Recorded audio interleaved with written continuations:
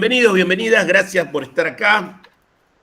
Somos poquitos, ya cosa que me llama la atención comparado con esta semana que veníamos con charlas un poco más numerosas y ya empiezo a interpretar que el tema de la dimensión política, ciencias naturales, no sé si van muy de la mano.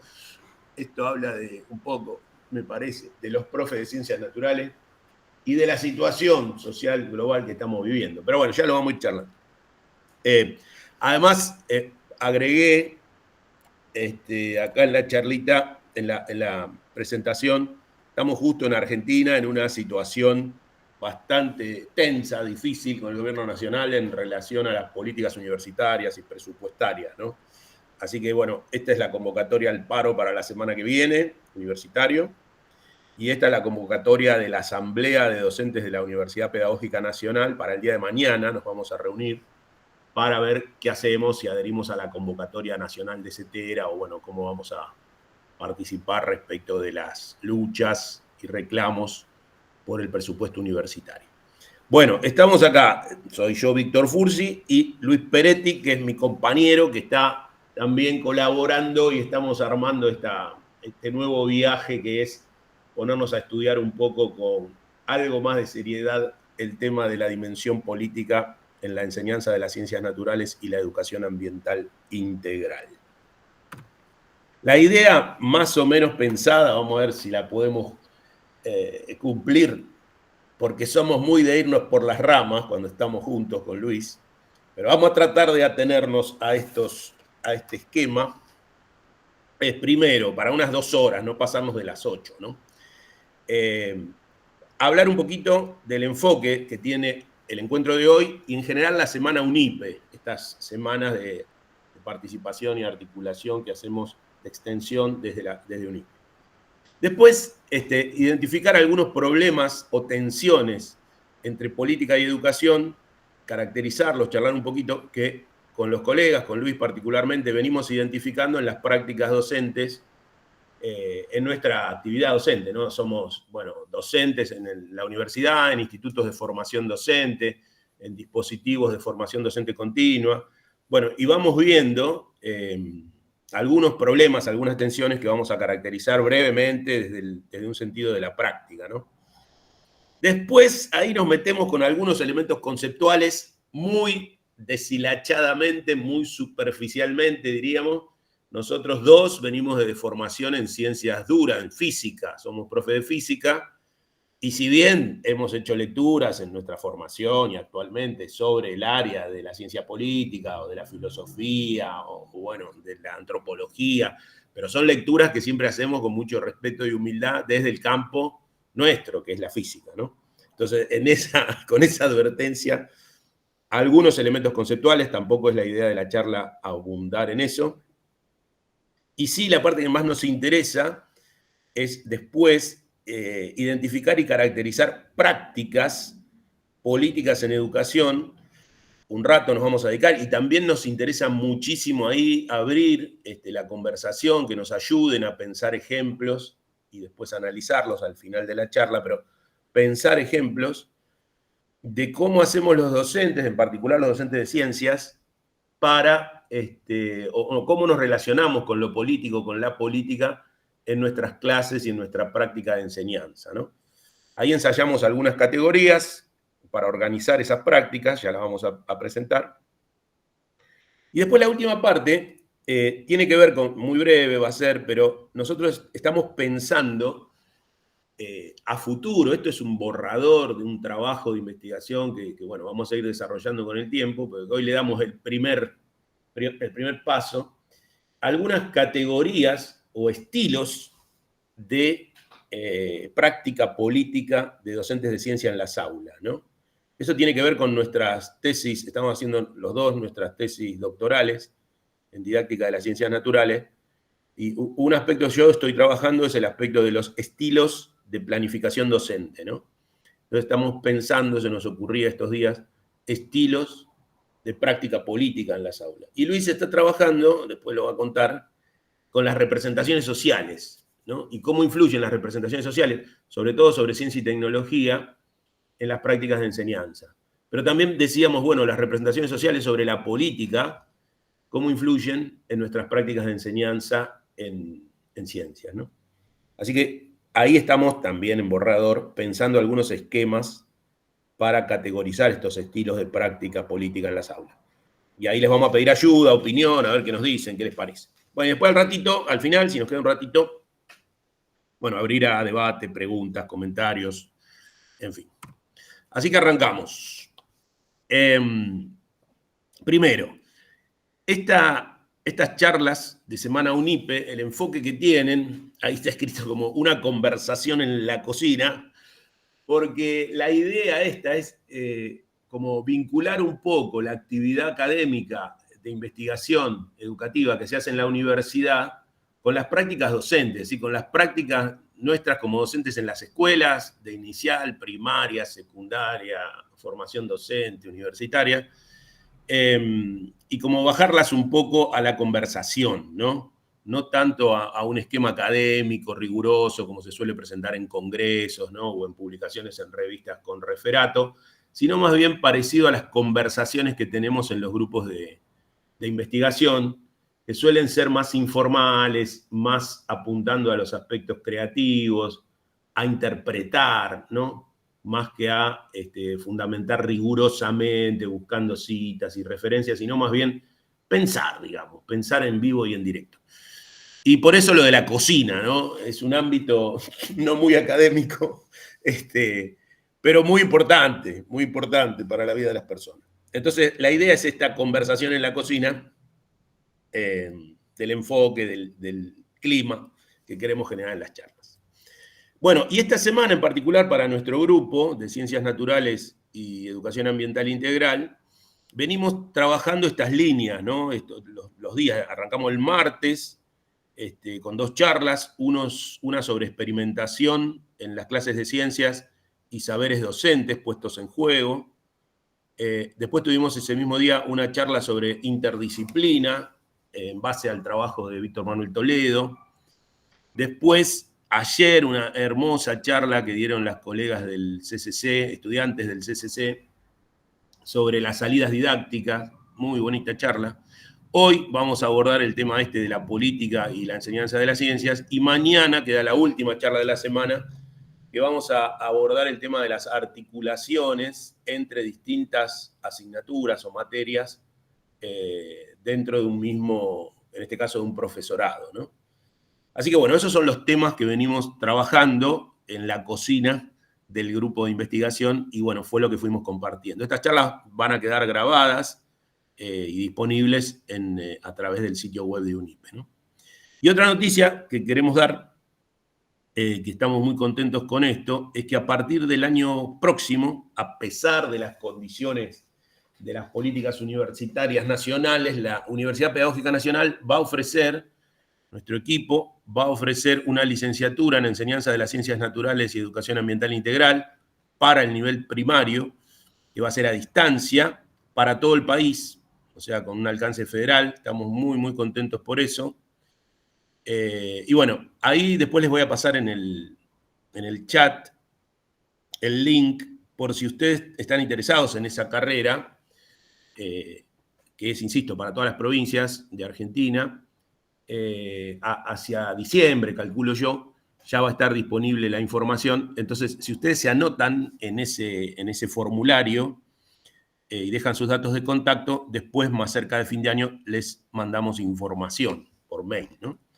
Así que después les pasamos. Y además ahí quedan registradas en ese sitio web al que van a parar con este link, quedan registradas las charlas y las actividades que vamos haciendo y algunos materiales también vamos a ir subiendo, ¿no? Eso con un tiempo, no hoy, pero bueno, va a estar. Así que después les pasamos este link para que se puedan comunicar.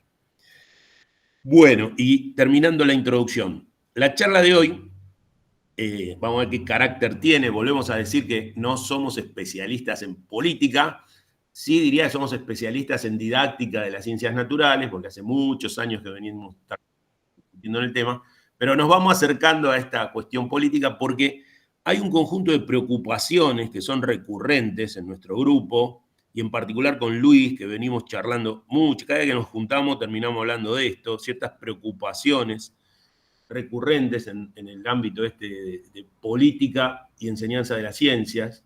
Y entonces medio como que dijimos, bueno, che, vamos a meternos a pensar esto un poco más sistemáticamente, más formalmente, a ver si podemos hacer algún aporte, ¿no? Entonces, partimos de una formación en ciencias, como decíamos, ¿no? Enseñanza de la física. Y después, en los últimos años, fuimos derivando hacia la educación ambiental integral. En particular, yo me hago cargo de esto, después Luis contará su cuento, pero yo me hago cargo de que de hace bastantes años, desde el año 2005, bueno, me preocupa la temática ambiental. Yo vivo en Saladillo, un pueblito del interior de la provincia de Buenos Aires, y estoy desde el año 2005 militando en una agrupación ambientalista que se llama Ecos de Saladillo. Y ese vínculo entre enseñar ciencias y la militancia ambiental me fue llevando a esta idea de lo que llamo una triple implicación docente. Es decir, que ya no somos solo docentes que enseñamos física y ya está, y voy, doy clase y se terminó, sino que las temáticas ambientales van más allá y me comprometen, me implican como persona, en mi vida como adulto, como ciudadano. En el caso mío particular, por ejemplo, tengo glifosato en mi cuerpo, vivo en un pueblo que es fumigado, ¿no? Y entonces el 20% de las personas que viven en estos pueblos, y también los que no viven en estos pueblos, tenemos glifosato en sangre, según estudios hechos recientemente con, bueno, mucha precisión, que también después les podemos compartir. Lo que quiero decir, hay una implicación docente en la educación ambiental integral que va mucho más allá de simplemente enseñar y aprender, ¿no? Sino que tiene que ver con el posicionamiento personal, político, como adulto. Bueno, y esto se vincula, ¿no?, a la práctica política, ¿no? Lo otro que quiero decir como introducción es como una advertencia de que, como decía Toledo en la charla que dimos el otro día sobre interdisciplina, que la interdisciplina supone una transgresión, ¿no? O sea, salir del campo de la física, donde nos sentimos cómodos, donde, bueno, sabemos cómo son las cosas, sabemos lo que está bien, lo que está mal, cómo hay que enseñar, cuáles son las dificultades que tienen los estudiantes, bla, bla. Ir hacia otros campos del conocimiento, en este caso la política, y bueno, es una transgresión. Ahora, lo hacemos con mucho respeto, con mucha humildad. Sabemos que es una transgresión algo temeraria, pero nos animamos igual. Y no es que nos paramos en el lugar. Vieron que hay unos programas de televisión, había uno que era el especialista en todo, no sé si se acuerdan, un cordobés muy gracioso, un actor que se sentaba en un escritorio y ponía un cartel que decía especialista en todo. Entonces venían y le preguntaban cualquier cosa de cualquier tema y el tipo te explicaba como si fuera el más experto. No estamos hablando de eso, y tampoco esto de hablemos sin saber. No es eso. El enfoque que queremos darles al revés, con mucha humildad, tratar de aprender, y alguien tiene que dar el paso entre un campo disciplinar y el otro, y bueno, nos animamos a hacer ese paso con mucha humildad y con mucho respeto. Y por último, yo hablo, y supongo que Luis se puede identificar conmigo, como un físico positivista, esencialista, patriarcal y ortodoxo, que está en un proceso de construcción. O sea, van a ver, si me escuchan, sobre todo si hay gente del área de las ciencias sociales, que cuando nos escuche hablar, nos va a ver la hilacha, ¿no? De que venimos de un campo así, positivista, esencialista, patriarcal y ortodoxo, y se podrían agregar otros adjetivos, pero honestamente estamos en un proceso lento, gradual y espiralado de deconstrucción. Bueno, no sé, Luis, si querés comentar algo acá en esta parte de introducción. Muy, muy divertido los adjetivos. No, es verdad que nosotros venimos del campo de las ciencias duras, como se consideraba antes, y eso es una de nuestras discusiones. Al trabajar en las escuelas, estamos pensando en perspectivas didácticas, en formatos de enseñanza, y cuando nos posicionamos ahí, en decir yo me dedico a ver cuáles son las problemáticas de enseñanza, invariablemente estamos frente a un proceso humano que nos acerca al prójimo, a las personas. Es un acto de aproximación en lo humano. Entonces ahí la física pasa a ser, o la matemática, o nuestras áreas de formación, pasa a ser un elemento que nos convoca al diálogo. Ahora, la escuela tiene que tener en todos lados, digamos, nosotros vemos en cualquier diseño curricular, de cualquier jurisdicción de nuestro país, aparecen como 3 patas estructurantes de ese diseño curricular.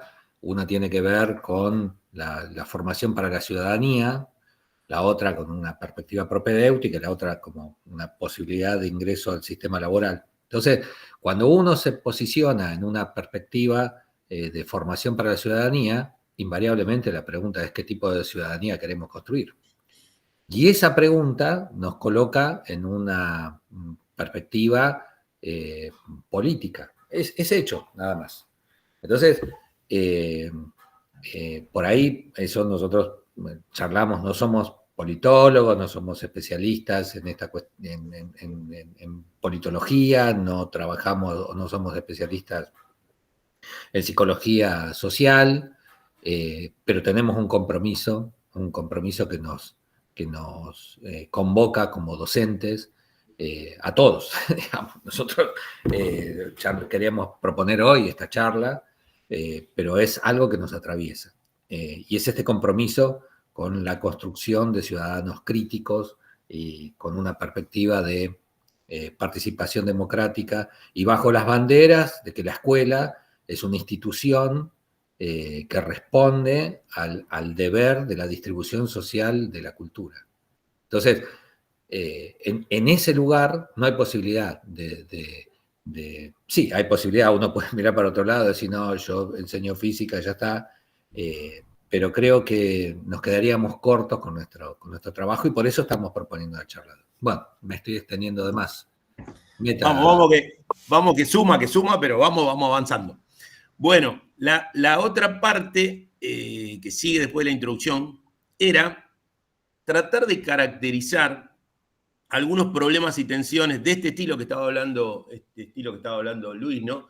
Por ejemplo, esta desconexión entre la enseñanza de la física, pongamos, y la formación en ciudadanía, ¿no?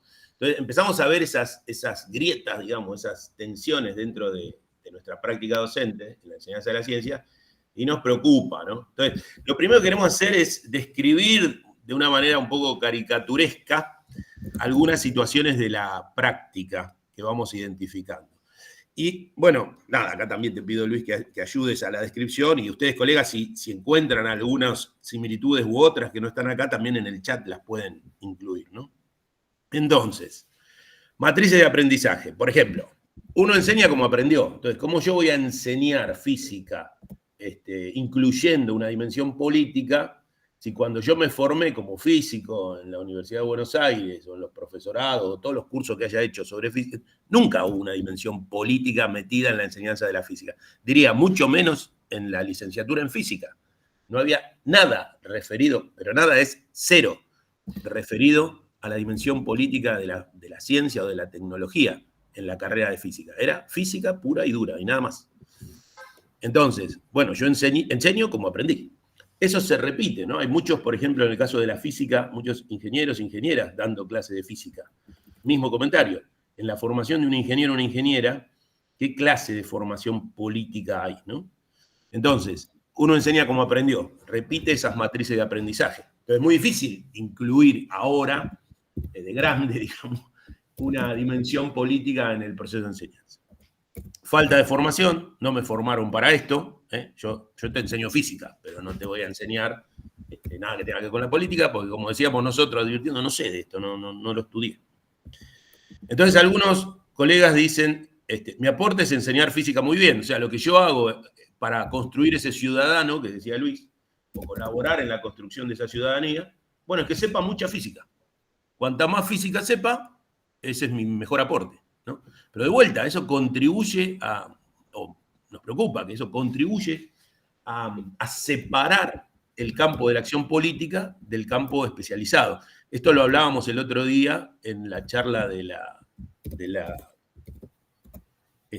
Toledo, ¿no? Sobre la multi e interdisciplina, este proceso de especialización al que lleva la construcción científica de la modernidad.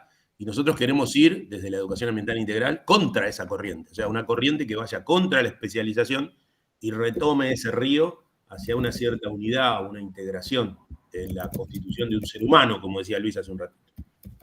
Después hay una inercia en las prácticas que vemos, ¿no? O sea, todos queremos mantener cierto confort, cierta comodidad en la manera de enseñar. No queremos quilombo, no queremos conflicto, ¿no? Todavía estamos en condiciones laborales cada vez peores, digamos, menos plata, más trabajo, más compromiso. ¿Todavía querés que me meta con hablar de política, con conflictos en el aula? No. Entonces, mucho aparecen los docentes, aparecía el otro día en la charla de ayer y en la antes de ayer, esta situación de las condiciones de trabajo. Yo no me quiero meter en líos, no quiero pelearme con los padres de mis alumnos. Había una colega el otro día que hablaba del fracking, ¿no? O sea, de Río Negro era. Y una estudiante estaba haciendo una práctica relacionada al fracking con un posicionamiento crítico. Bueno, pero los padres de los estudiantes todos estaban trabajando en el fracking. Entonces, no quiero conflicto, no quiero líos, ¿no? Entonces, yo siempre enseñé así, me fue bien. ¿Qué necesidad de complicarme la vida ahora, no? ¿Qué más querés que haga con todo lo que estoy haciendo? Y encima, vieron que nos ponen cada año una línea transversal nueva, ¿no? La ESI, la educación ambiental integral, la cultura digital, la STEM, el CTCA, y, en fin, lleno de líneas transversales nuevas que el educador debe asumir. Entonces uno dice, bueno, pará, basta. Entonces hay algo de esa saturación también, pero que a la vez nosotros con Luis lo vemos como un problema, porque mientras que uno siga enseñando de manera descontextualizada, escribiendo la enseñanza de los problemas políticos, nosotros creemos que vamos para atrás, ¿no? Después hay un desinterés por la política, esto de que la política es cosa de los políticos, no es lo mío, yo ni voy a votar, mucho hay ahora, vieron que se está hablando mucho de esta desinterés por directamente ni siquiera ir a votar, ¿no? Después vamos a discutir si eso es política o no es política, pero bueno, básicamente una democracia, aunque sea de baja intensidad, incluye este acto cívico de participación de ir a votar. Bueno, la gente cada vez menos tiene ganas de ir a votar, los docentes, ¿eh? Pienso, cuando digo cada una de estas frases hechas, estoy pensando en algunos colegas, ¿eh? No lo saco de una abstracción, ¿no? Después, hoy contabas, Luis, si querés contarlo de vuelto, esto de las mordazas, de las censuras y autocensuras. O sea, hay una bajada de línea directa de no hablar de política en clase, hay denuncias en nuestro medio, bueno, lo graban al profe hablando de algo de política, que puede ser, por ejemplo, no sé, si estuvo bien o estuvo mal hacer el gasoducto Néstor Kirchner y qué beneficios y qué desventajas tiene su construcción y su uso en la actualidad, o sobre la extranjerización del litio, o sobre algo como eso, lo graban al docente explicando eso, lo mandan a no sé dónde y se le arma un quilombo al docente porque habló del tema. Entonces hay mordazas, censuras reales, externas y autocensuras, como decíamos antes. Bueno, no me quiero meter en ese lío. No sé, Luis, si querés contar esa parte que contabas recién. No, ahí como esto no es un fenómeno que solamente nos esté atravesando a nosotros, ahora en esta situación particular de la Argentina, donde nuestro presidente, todas las veces que puede, descalifica a quienes no creemos como él, y no solamente eso, sino que convoca una batalla cultural. Todos los formatos de habla están cargados de violencia, ¿no? De persecución y de términos bélicos. Los perseguiremos, daremos batalla, bueno, acabaremos con ellos y esas cuestiones. Pero eso no es que nuestro presidente sea muy ocurrente, sino que responde a una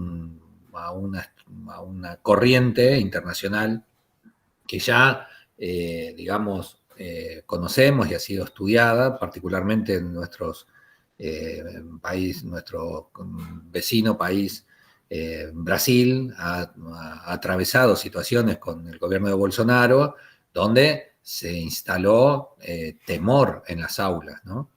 Y eso tenía que ver con una primera ley, que era una ley traccionada, conocida como Escuelas sin Partidos, que, bueno, refiere a eso, a que no haya discusiones partidarias en la escuela y posteriormente se transforman en exclusiones de algunas formas de ideología o de pensamiento político. Entonces, a eso le siguió una cuestión que fue conocida como la ley Mordaza, que directamente uno podía ser sujeto de acción, digamos, o verse con acciones disciplinares por la expresión, por ejemplo, por estar charlando de esto que estamos charlando. Decir esto es suficiente elemento, es decir, como para tener un sumario administrativo durante el gobierno de Bolsonaro. Entonces, esas cosas, lo mismo se busca consolidar algunos partidos en Europa, ¿no? Bueno, eso Claro. Entonces, parte de un movimiento internacional y pone en riesgo la libertad de expresión en términos de construcción de ideas, ¿no? Sí, perdón, Víctor.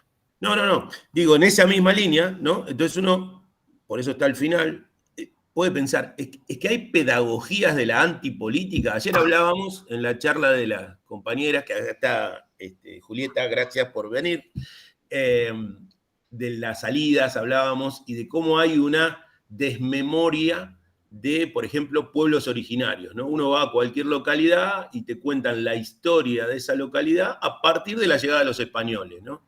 El nombre de los pueblos, ayer contaban las chicas, el nombre de Luján es el nombre de un conquistador español que estuvo ahí, se murió a la orilla del río y le pusieron Luján ahí. Pero antes de que llegara Luján, ahí había pueblos originarios, querandíes, que vivieron por siglos ahí.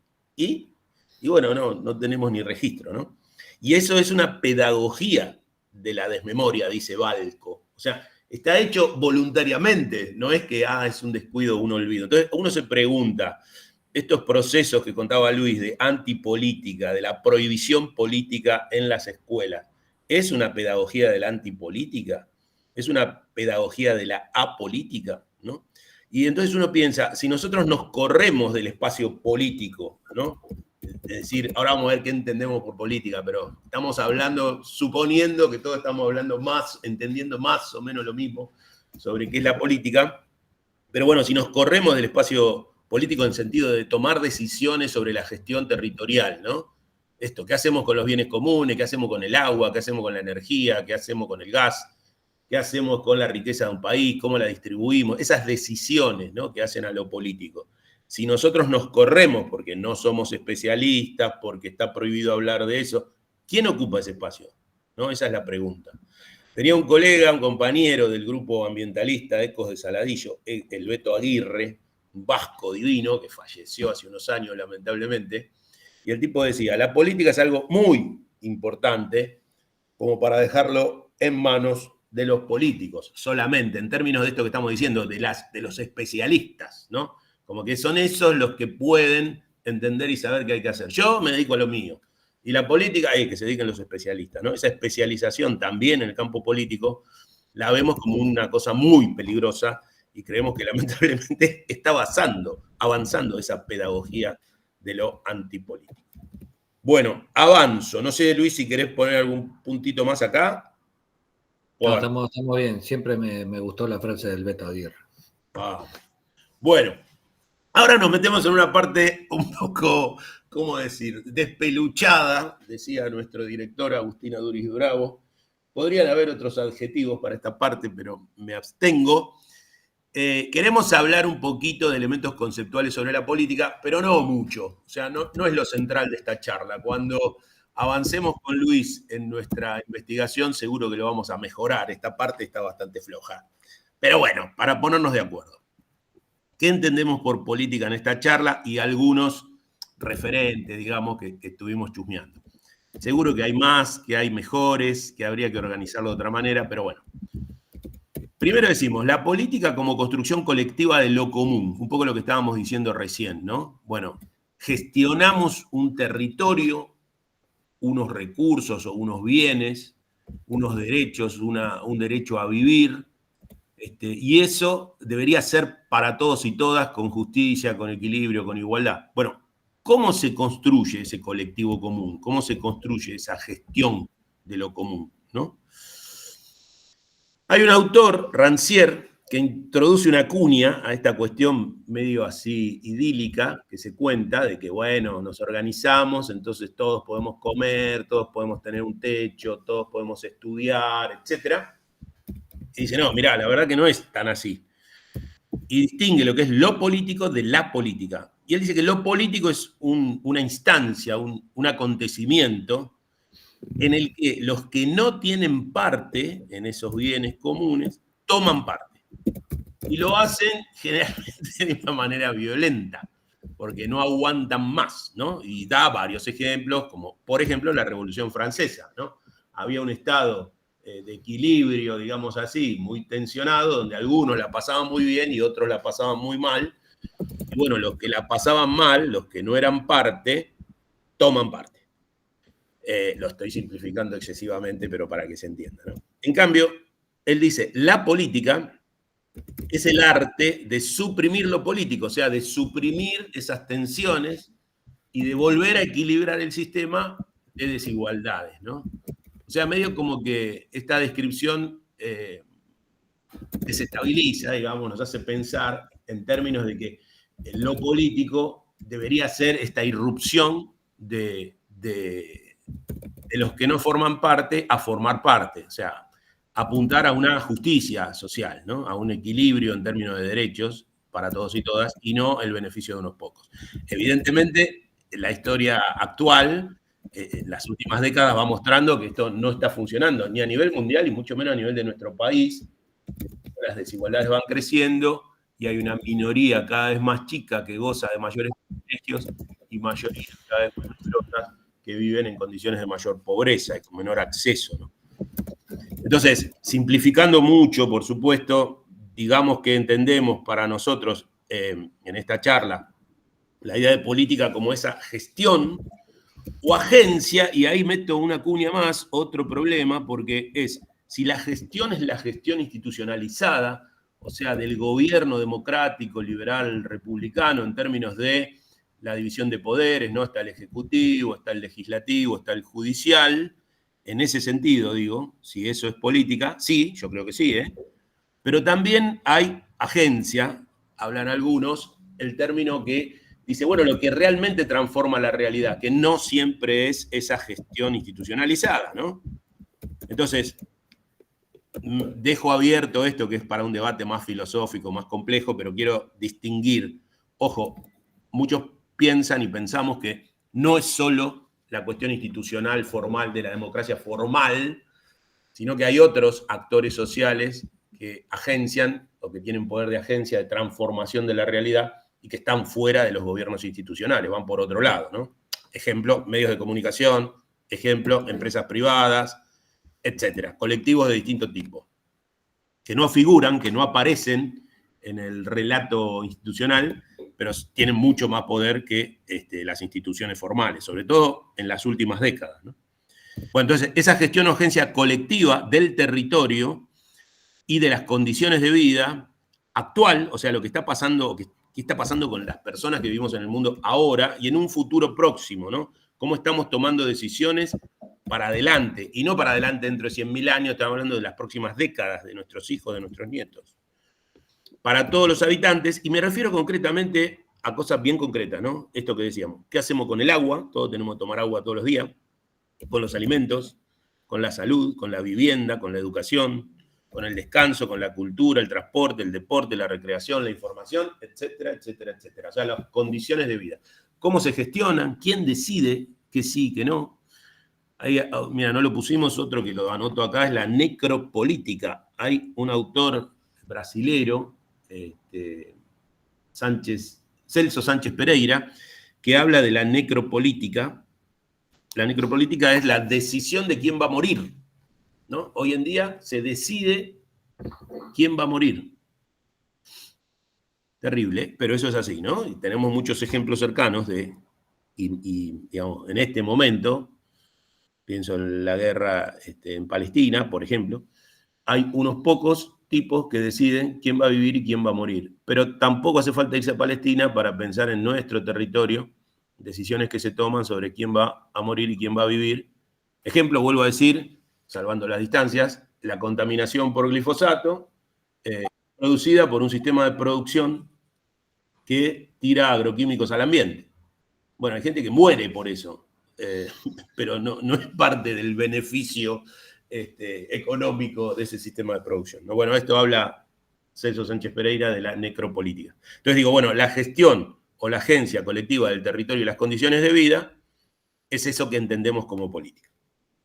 En el caso de la educación, podemos hacer referencia a Paulo Freire, con la pedagogía del oprimido, que lo decía Luis hace un ratito muy bonito. ¿Para qué enseñamos? Ya, ¿qué sentido tiene enseñar física en una escuela? Estamos enseñando para mejorar las condiciones de vida de la gente, de las personas, de cada uno de nosotros y de nosotras, de todos, tener un acceso más digno a ciertas condiciones de vida. Sino, ¿qué sentido tiene enseñar, ¿no? O sea, que tengamos un proyecto de vida, que puedan tener cada persona un proyecto de vida y vivir dignamente. Bueno, y en ese sentido también muchos autores en el campo de la didáctica de las ciencias naturales y sobre todo de la educación ambiental integral, estas que las ciencias y la educación ambiental no son neutrales, porque hay una relación con el poder y con las condicionantes sociales, económicos y políticos, en la producción de conocimiento y en el uso, digamos, o explotación de los bienes y recursos naturales. Bueno, avanzo. Acá seguimos cayendo en el descrédito, Luis. Esto es un resumen de la historia de la política en una filmina de un PowerPoint. Pero bueno, pidiendo disculpas. Qué poder de síntesis, compañero. Pidiendo las disculpas del caso, nombrar algunos autores y nada, nos queda pendiente, Luis, hacer un mejor trabajo de recopilación y profundización. Sí, igual ahí hay como algunas ideas fuerza que tienen que ver con la concepción de que la política es intrínseca a la organización social, por un lado. Luego hay una referencia a un libro que es digamos, fundamental para entender algunos procesos actuales, porque Maquiavelo sigue teniendo, el Príncipe sigue teniendo vigencia hoy, de cómo es posible dominar la dominación de un imperio o de un principado sobre otro sin la necesidad de tener fuerzas militares, sino que bastaría tener un gobierno que sea lo suficientemente, ¿cómo se dice? Poderoso, ¿sí? No, al contrario, entregado a los intereses de aquel, ¿no? No te entendí, por favor, de vuelta. Digo, uno de los capítulos de Maquiavelo refiere al dominio, cada uno de ellos describe una forma de dominación, uno de ellos tiene que ver con fuerzas militares que ocupan, otro es poner un gobierno, otro es una intervención económica y otro es poner en el gobierno de aquel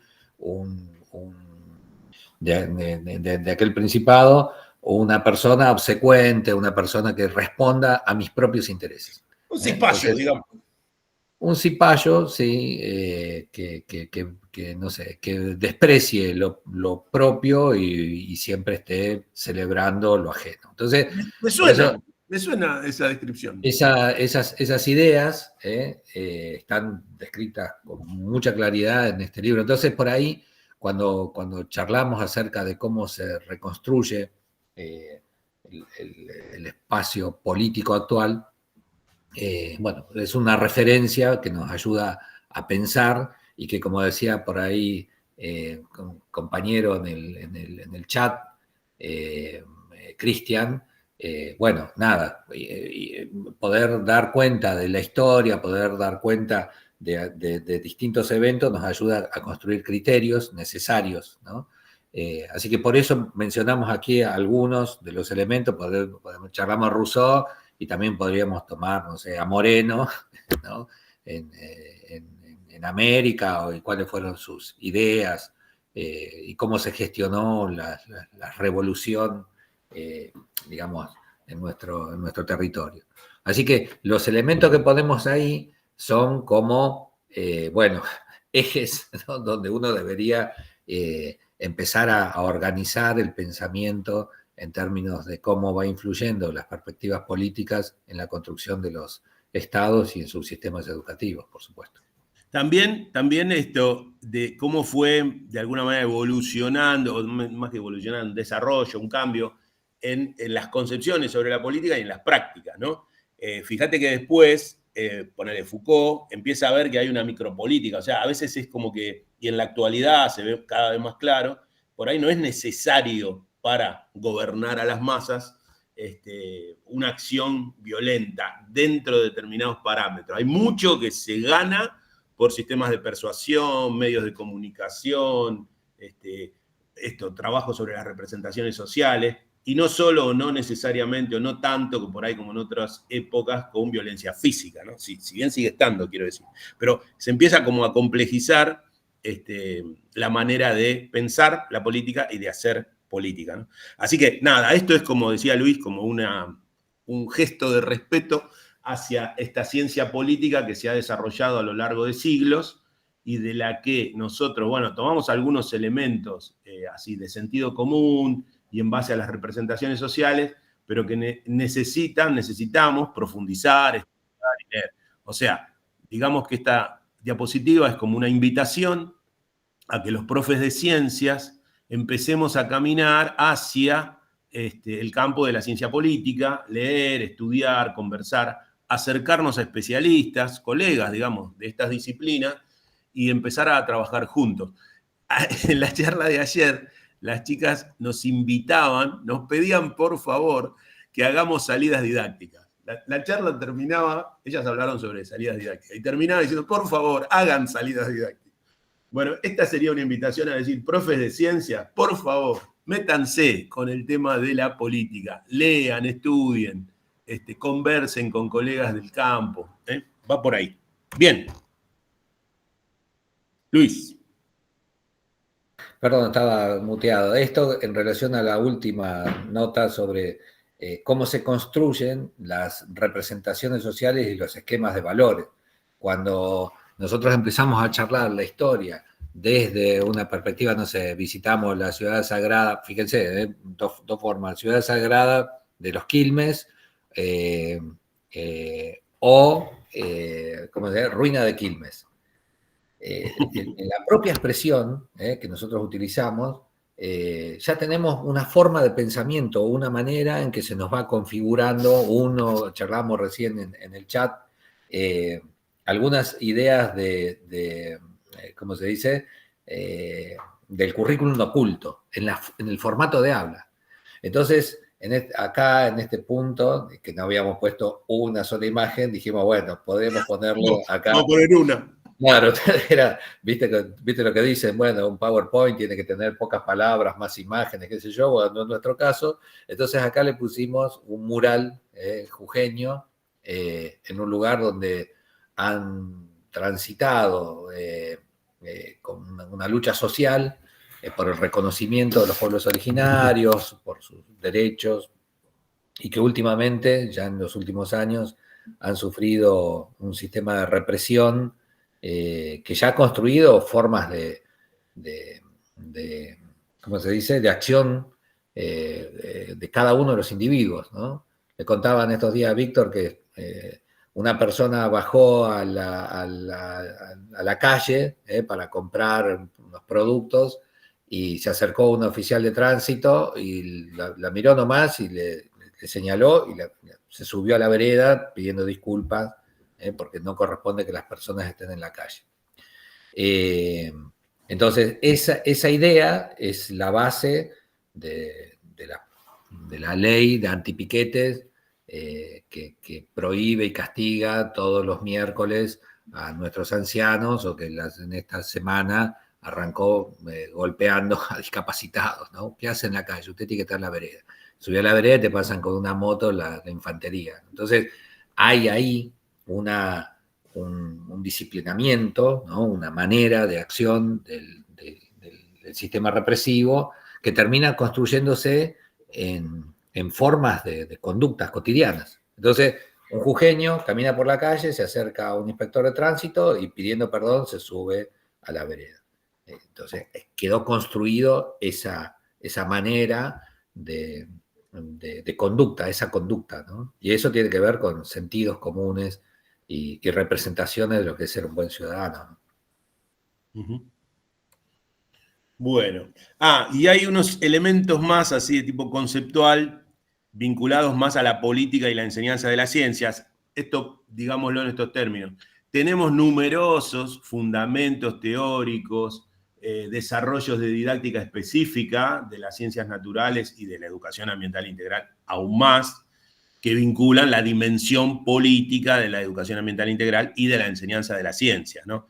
Pero la idea de la charla no era meternos en esa línea, ¿no?, de una fundamentación teórica, aunque hay un montón, pero nombramos algunos, ¿no? Por ejemplo, esto de trabajar en la enseñanza de las ciencias con controversias sociocientíficas, ¿no?, de este estilo que estamos hablando, o sea, donde se integran problemas ambientales o conflictos ambientales que incluyen los aspectos naturales de las ciencias del ambiente, pero también los aspectos sociales, que tienen que ver con las ciencias sociales o las humanidades.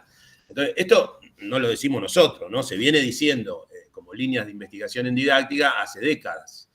¿En el sentido de qué? Y en el sentido de que se aprende mejor ciencia haciendo eso, conectando la enseñanza de la ciencia con contextos reales, como pueden ser los problemas sociocientíficos, y además se forma mejores ciudadanos, o se supone, digamos, la hipótesis es que este tipo de abordajes construye ciudadanía de una manera más integral. Entonces, hay muchos estudios, digamos, y líneas de desarrollo en didáctica específica en esa línea, y sobre todo en educación ambiental integral, ¿no?, que vinculan con la política. Entonces, hay trabajos, como vimos, de Toledo y de Enrique Leff, sobre ecología política, o sea, esta articulación entre una ciencia humana, social, como la política, y la ecología como ciencia biológica, y estas articulaciones interdisciplinarias proponen, invitan, dan líneas, dan caminos para trabajar de esta manera articulada, ¿no?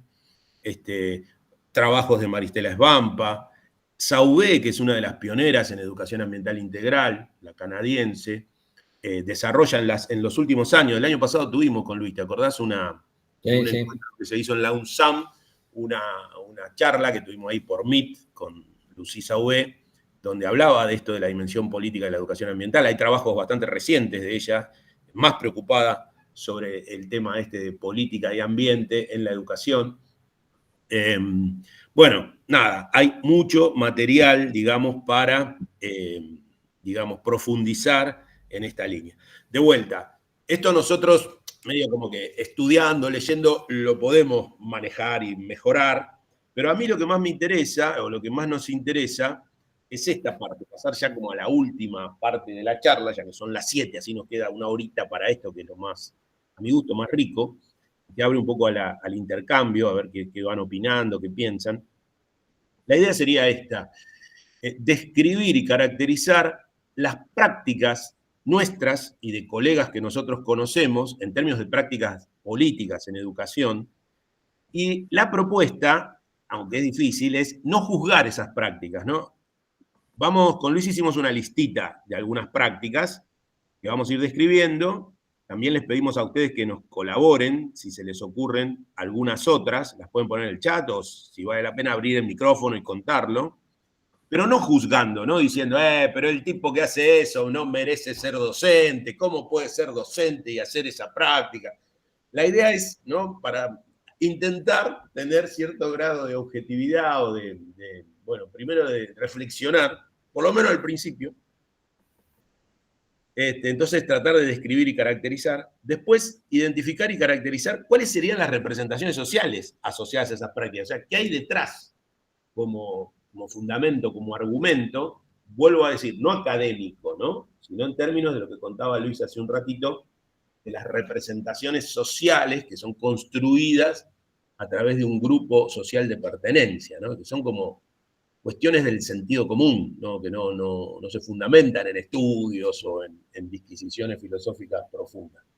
Bueno, tratar de identificar cuáles son esos discursos y después, digamos, si podemos llegar al final de la charla a ver si podemos armar unas categorías o estilos o ideas de estilos de práctica política o de acción política en educación. Nos interesa esto de los estilos y lo mismo de identificar representaciones, porque creemos que puede ser un aporte para mejorar la formación docente y la práctica docente en la enseñanza de la ciencia, ¿no? Tenemos esta idea, ahora también la vamos a criticar dentro de un ratito, pero esta idea de que si uno tiene unas categorías de análisis, bueno, ayuda a mejorar y a potenciar la práctica. Es una hipótesis también, ¿no? Hay otros que dicen que no hay que tener ningún sistema de categorías, sino que lo que es, y se terminó. Pero bueno, nosotros somos, como decíamos antes, positivistas, ortodoxos, esencialistas, y nos encantan las clasificaciones. Bueno, y para arrancar, digamos, esta descripción de prácticas, partimos de 4 categorías a priori, ¿no? Después veremos si sobreviven o las modificamos o usamos otro esquema. Y tomamos estos nombres, también arbitrariamente. Un primer nivel que lo vamos a llamar apolítico. Siempre estamos hablando la política pensada, como decíamos hace un rato, como gestión del territorio y el territorio incluyendo a las personas, ¿no? Gestión del territorio o agencia en el territorio dentro de un sistema político formal. Que estamos hablando son las democracias con todas sus limitaciones, liberales, de baja intensidad, todo lo que quieras, pero bueno, ahí donde estamos pensando ahí, ¿no? Entonces, en relación a eso, hay unas prácticas que llamamos apolíticas, ahora las vamos a describir con algunos ejemplos, que son personas o prácticas que descreen de ese sistema político, ¿no? Como que descreen de ese sistema político que estoy describiendo. Antipolítica ya es otro pasito, que es como decir, no, yo lo entiendo de ese sistema político, pero estoy en contra de ese sistema político. Después ya es gente que como que abraza la política y entonces no la critica ya como sistema, pero hace acciones vinculadas a la información, al conocimiento y a las representaciones sociales, más vinculado a una tarea de construcción, si querés, ideológica o de representaciones sociales, o avanzando de conocimiento, de sabiduría o de información. Pero no hay como una crítica, digamos, un oponerse al sistema político formal, ¿no? Y por último, es cuando ya hay un mayor compromiso, un mayor avance sobre el sistema político formal y democrático y un compromiso, una participación, una inclusión.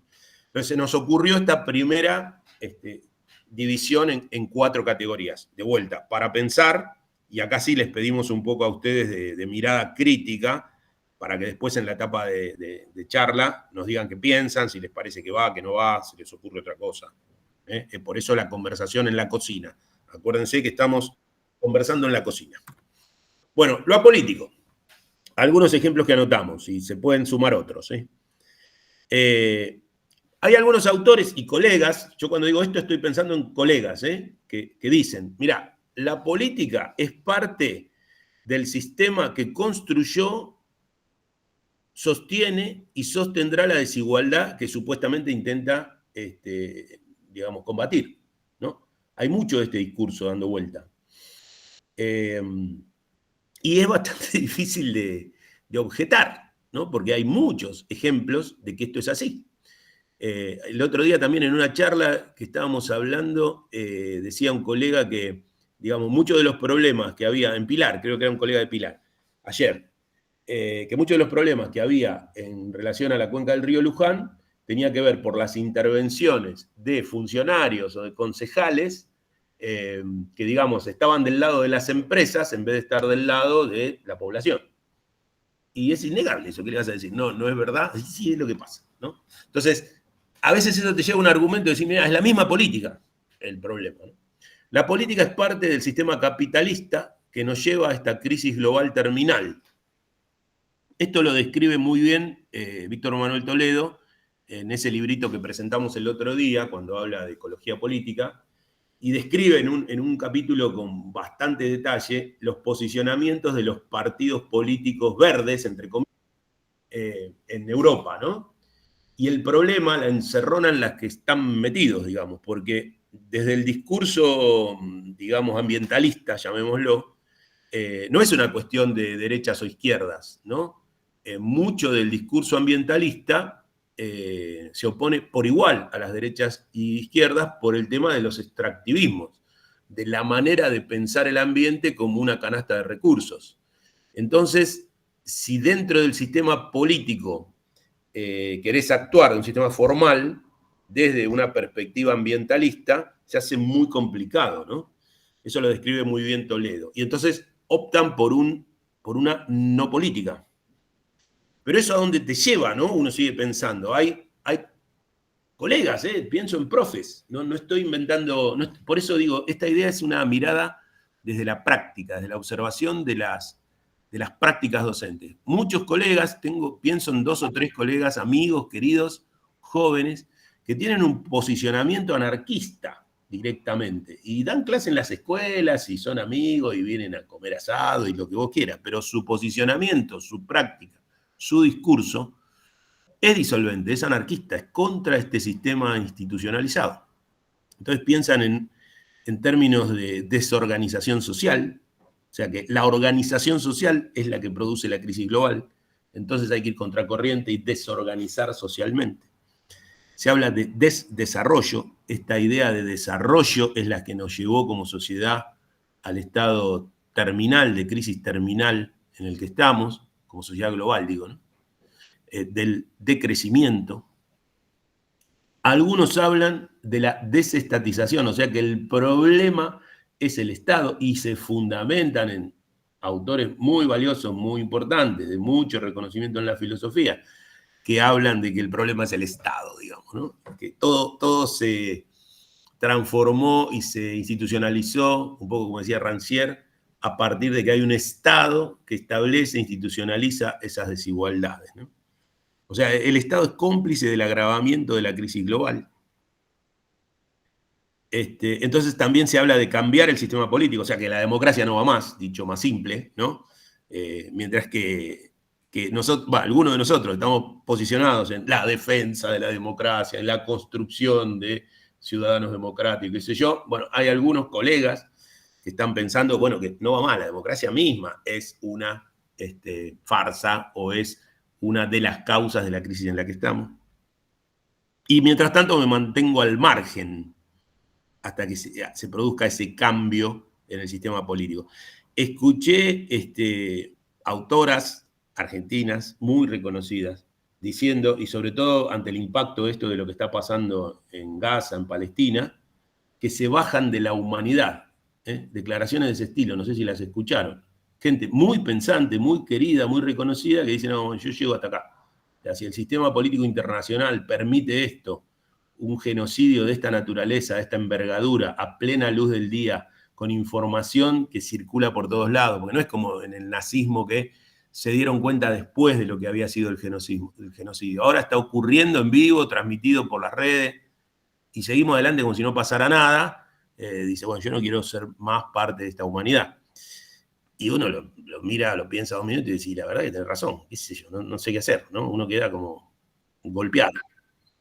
Y también, último punto que identifico, y si me quieren ayudar acá a algún otro ejemplo, muchos jóvenes muy desesperanzados, jóvenes y no tan jóvenes, que no ven una perspectiva de futuro, ¿no? O sea, ¿para qué estudiar? ¿Para qué trabajar? ¿Para qué algo? En el contexto de un futuro tan desesperanzador, ¿no? En términos mínimos de una vida digna, de un trabajo, de un algo, y más pensando en términos de un futuro ambiental, digo, ¿no? Sustentable, o algo que pueda ser una vida digna. Muchos jóvenes, muchos, que no quieren tener hijos, ¿no? El otro día hablaban también de los suicidios, etc. Así que, bueno, esta cuestión apolítica son un primer tipo de prácticas que están en el extremo, digamos, que yo identifico. No sé, Luis o colegas, si quieren aportar algún otro ejemplo, algún otro discurso en términos de representación social vinculado a esta categoría. Ahí Cristian por ahí puede profundizar, pero en el chat dice, ahí, bueno, nada, dilo tú, Cristian, tiene su mano levantada. Hola, buenas tardes. ¿Se escucha bien? Sí, ¿qué tal? ¿Qué tal? Bueno, yo tengo 32 años, estudio ahí en la UNIP, Relaciones Internacionales. Y bueno, la mayoría de mis compañeros algunos ya somos profesionales, o sea, venimos de otras carreras anteriormente y trabajamos o en colegio o en el Estado. Y otros chicos son jóvenes, tienen entre 18 y 22 años, y son los que al momento de estudiar, estamos en una carga 100% política en el aula, y cuando se tocan temas políticos evitan darle una discusión, evitan involucrarse. eh, y hay una tendencia generalmente, esto no sé, no quiero eh, decir algo desubicado, pero generalmente el que es apolítico tiene una tendencia política. Claro, claro, Eh, que no la quiere reconocer es otra cosa. sí, tal cual, tal cual. Eso. Bueno, gracias. Bien, bueno, avanzo. La antipolítica ya es como... Ahí tenemos un ajuste, Víctor, de la categoría, porque es bien interesante lo que dice Cristian. A ver, Y bueno, el que se manifiesta político, en realidad tiene una política, tiene una perspectiva ideológica detrás de su comportamiento o expresión, digamos, como sentido común, ¿no? Eso. Dice, no, yo no quiero política, no, sí, está posicionado en estos lugares digamos, de desprestigio del sistema ideológico, pero en realidad, del sistema político, pero en realidad tienen una ideología, ¿no? yo ahí hago una distinción, no sé, lo vamos a tener que discutir, Luis, porque una cosa es este nivel apolítico que por los casos que yo identifico, por ahí ahora me doy cuenta que tendríamos como que analizar casos concretos con algún instrumento de análisis de discurso de esos casos concretos, con un conjunto de preguntas, porque no es lo mismo este apolítico que ya está como de vuelta del sistema político, que el que viene ahora, que me parece que es el que ustedes están diciendo, que es el que no quiere hablar de política, porque la política es toda una mierda, es como otra cosa, me parece. ¿Eh? Pero bueno, avanzo a ver si es así como digo yo o no. A mí, insisto, me parece que este apolítico es como un nivel de reflexión filosófica más profundo, que está como de vuelta del sistema, como que piensa más allá, y este, que es el antipolítico, es como que es el que creo que dicen ustedes. El tipo que no quiero hablar de política, porque como decía recién el compañero, no quiero ventilar cuál es mi posicionamiento, digamos. Porque si no tengo que decir que yo estoy a favor de las desigualdades, que estoy a favor de que los caguen a palo a los jubilados, lo tengo que decir. Y no lo quiero decir, no lo puedo decir, no sé, hay algo ahí, ¿no? Pero es distinto que el anterior, me parece, ¿va? No sé. A ver si se entiende con unos ejemplos. La antipolítica son los que dicen, y vuelvo a pensar en colegas, no estoy inventando, estoy pensando en 2 o 3 colegas que tengo, o más, que se expresan así. Todos los partidos son iguales, todos los políticos son iguales, todos son chorros, siempre fue igual y siempre va a seguir siendo igual. Cualquier partido es lo mismo, ¿no? El problema es la política, todo va bien hasta que se mete la política. Entonces, ahí me parece que ese es un posicionamiento político, ¿no? Como decíamos antes, dejar el espacio para que intervengan en política los que no son del campo político, o sea, las grandes empresas, los grandes intereses que suelen estar ocultos y que no muestran, no explicitan, como decía el compañero, su ideología, su posicionamiento, por qué, no justifican lo que deciden, ¿no? Lo hacen y no muestran por qué lo hacen o para qué lo hacen, lo ocultan, ¿no? Otro ejemplo que se me ocurre ahora, que estaba bueno, había un compañero en el curso que dimos en Reeducar, un curso internacional, un compañero mexicano. El compañero era militar, y hacía educación ambiental integral. Hermoso. Un personaje muy, muy interesante. Y él decía que en el debate que se daba ahí en el curso, todos criticábamos a los militares como parte de, bueno, todo el periodo de las dictaduras en América Latina y los culpables de, bueno, de todas las atrocidades y de la mano dura, las desapariciones, la violencia, la falta de derechos, la falta de la libertad y todo eso, y poníamos en el lugar a los militares de los culpables. Y él, obviamente, como era militar, salía en defensa y decía, ojo, porque los militares son los que dieron la cara, son los que se vio claramente que eran ellos, pero eran golpes cívicos, militares, eclesiásticos, había empresas atrás, y los que realmente tomaban las decisiones nunca aparecen en el discurso. Siempre aparecen como que son los militares. Y él decía, bueno, sí, claro, hubo militares que hicieron desastres y que son realmente culpables y qué, pero ojo, no dejen de mirar que hay otras manos ocultas que son las que realmente manejan las cosas y que nunca se ven, ¿no? Tomo el ejemplo ese porque me vino a la cabeza por la idea de que, bueno, si se oculta detrás de una acción política fundamentada, justificada, debatida a luz del día, es distinto a que hacer política, ¿no?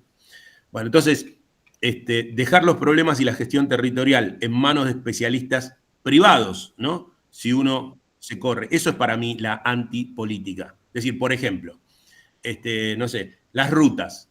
Bueno, no, las rutas no las tiene que hacer el Estado, ni es una decisión política qué ruta hay que hacer o no. Eso que lo hagan los privados, cobren un peaje y ya está. Esos son los que saben, deciden dónde son las rutas más necesarias y terminó. O sea, un ejemplo, hace poquito estuvimos en los esteros de Liberá, ahora en las vacaciones de invierno. Y fuimos a una charla que dio Mempo Giardinelli sobre el río Paraná y la soberanía en el río Paraná. Y bueno, él contaba, es dramático el libro que tiene, el río Paraná, un río herido, creo que se llama algo así el libro, y habla de cómo se fue perdiendo soberanía en las últimas décadas, en gobiernos de distinto signo político, sobre el río Paraná. Dice que cuando él era chico, en el río Paraná había 43, creo que eran, puertos nacionales, había 43 barcos de una flota fluvial nacional, que era una de las más grandes del mundo, fluvial de río, ¿no? Creo que estaba una de un río chino, otra del Mississippi, y creo que la tercera era la nuestra en esa época. Bueno, y que se hacía todo el comercio entre esos puertos y hacia el exterior a través del río del Paraná. Y que hoy en día, ¿saben cuántos quedan de esos puertos y de esos barcos? 0, no queda nada. Entonces, era un ejemplo, ¿no? De que cuando se deja en manos de otros la gestión territorial, bueno, porque la política es mala, se gestiona mal o no sé qué, en realidad hay atrás de eso, bueno, otros intereses, pérdida de soberanía, pérdida de identidad y sobre todo lo que hablábamos antes, injusticia social, mayor pobreza, etc. No sé, bueno, por ese lado van los ejemplos de discursos antipolítica. No sé, Luisito o alguno más que quiera contar. Perdón, estaba en el chat, me distrajo un cachito, pero sí, ahí aparecen algunas ideas que, no sé, cuando charlamos el otro día, como estas ideas que van surgiendo, que por supuesto están sujetas a análisis y posiblemente modificaciones. Entonces, charlamos que dejar el problema de la gestión territorial en manos de privados son decisiones que también implican consecuencias sociales y, por supuesto, son decisiones políticas. Cuando uno dice, por ejemplo, ¿no? El gasoducto Néstor Kirchner, dónde está originado y dónde termina. Entonces, está originado en la zona de Vaca Muerta, producción de allá, pero viene hacia Buenos Aires. Y de Buenos Aires tiene una red de distribución con ¿cómo se dice? Con el gasoducto norte, que lleva el gas de Vaca Muerta a los centros de desarrollo y a las ciudades más importantes de Argentina y el noroeste, ¿no? Entonces, tiene un propósito político que es mejorar la vida de los argentinos. Ahora, los oleoductos actuales que se están construyendo, Oldeval y demás, inician en Vaca Muerta y terminan en el océano. Están pensados para que la producción de petróleo no van a las destilerías argentinas. Están pensados para el comercio exterior, para satisfacer las necesidades energéticas de otros países. Entonces, hay una decisión, una determinación política en la elección de esa infraestructura, ¿no? Bueno, y así podemos ver montones de ejemplos donde aparentemente esto de dejar como se dice, la infraestructura estratégica en manos de privados tiene consecuencias para el pueblo, sociales. Y otro ejemplo que hablábamos el otro día, Luis, era respecto de las tecnologías, ¿no? O sea, cómo en Argentina hubo periodos donde estábamos proponiendo un desarrollo tecnológico nacional. Pienso en términos para los profes de física que deben conocer las plaquitas Arduino, no sé si conocen, son unas plaquitas pequeñas que permiten, programables, que permiten a través de sensores leer datos de la realidad y con la programación controlar dispositivos. Entonces eso permite el desarrollo de, bueno, industrial, en pequeñas empresas, de pequeños sistemas de producción, de la robótica, etcétera, ¿no? También el desarrollo de software, ¿no? Desarrollo de software nacional, etcétera. Entonces, Bueno, ¿cuándo ahí, aparece? Dale, contá. nosotros en un momento hablábamos de dos modelos de inclusión tecnológica en las aulas, esto específicamente en materia educativa y el vínculo estrecho con una de las demandas sociales, que es ayornar la escuela a los avances tecnológicos, ¿no? Eso es una constante que se da en las escuelas. Hay mucho de esto escrito en la bibliografía española de los 90, cuando la sociedad del conocimiento y demás. Entonces, aparecen como dos tendencias. Una, que nosotros llamamos tecnologicismo, y ese tecnologicismo tiene por características la utilización de tecnologías, por ejemplo, TIC o qué sé yo, inteligencia artificial, hoy diríamos, pero con un propósito utilitario. ¿Cuál es en definitiva lo que estamos viendo? Bueno, que sea un